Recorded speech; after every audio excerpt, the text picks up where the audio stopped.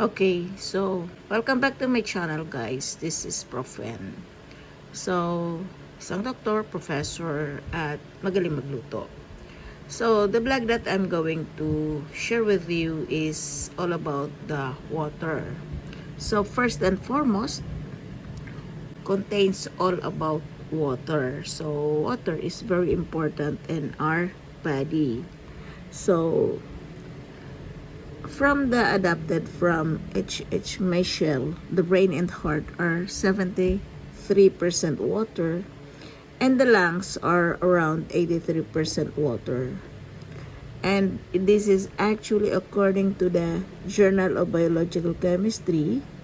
Water makes up 64% of the skin and 79% of the muscles and the kidneys, and even 31% of the bones.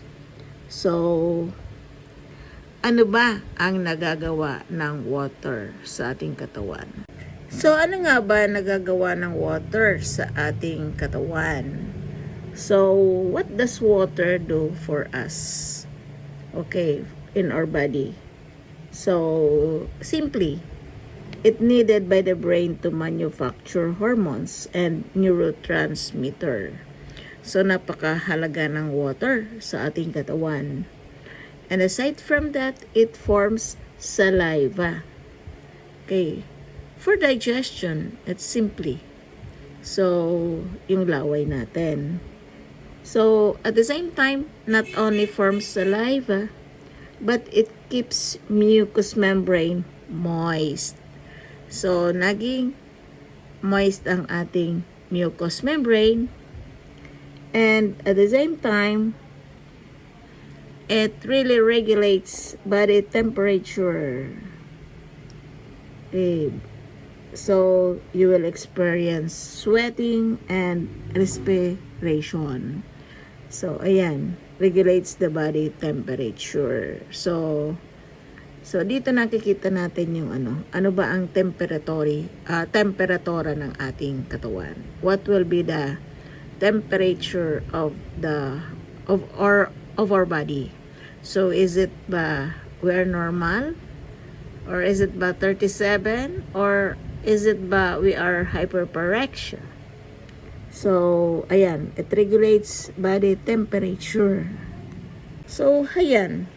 So, going back to the water, so the function of water is allows also body cells to grow, reproduce, and survive. So, napaka-importante ng water sa ating katawan. Yan.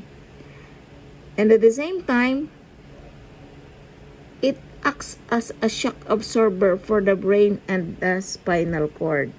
So, si water, trabaho yan ni water ang maging shock absorber for brain and the spinal cord. Now, so, syempre, aside from that, so, ginagawang panlinis. So, it flushes body waste also. Like, for example, mainly, when we are going to the bathroom, when we urinate. So, it flushes body waste, mainly the urine. Not only to urinate, because we can use it when we want to defecate. So, that is very important for the water. So, at the same time, what is the action of water in our body? Yes, we need water to clean. We need water also. We are using it for cooking. Diba?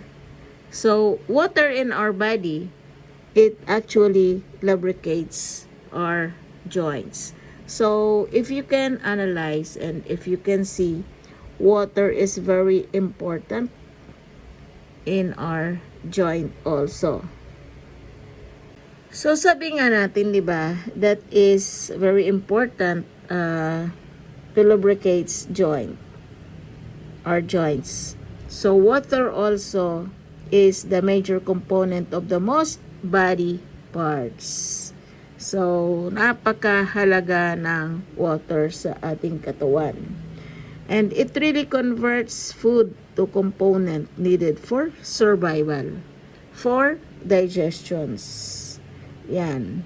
Nagko-convert siya sa food to components na ginagamit natin para mabuhay. So, ginagamit natin para magkaroon ng digestion. And at the same time, water is very important because it helps deliver oxygen all over the body. So, napaka-importante ng ating tubig sa ating katawan. So, that's a very important thing, guys. And of course, dito sa water, the human needs a certain amount of water to live its day. So, dapat we have to drink more water. So, at least 2 to 3 liters a day.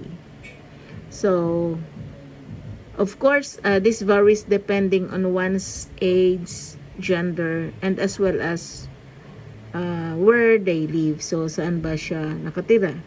So, an adult male actually requires approximately, sabi nga natin, 3 liters. So, 2 to 3 is enough, I think. So, 2 to 3 is enough.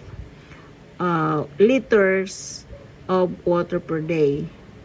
While an adult female requires approximately 2 liters per day. So, ayan.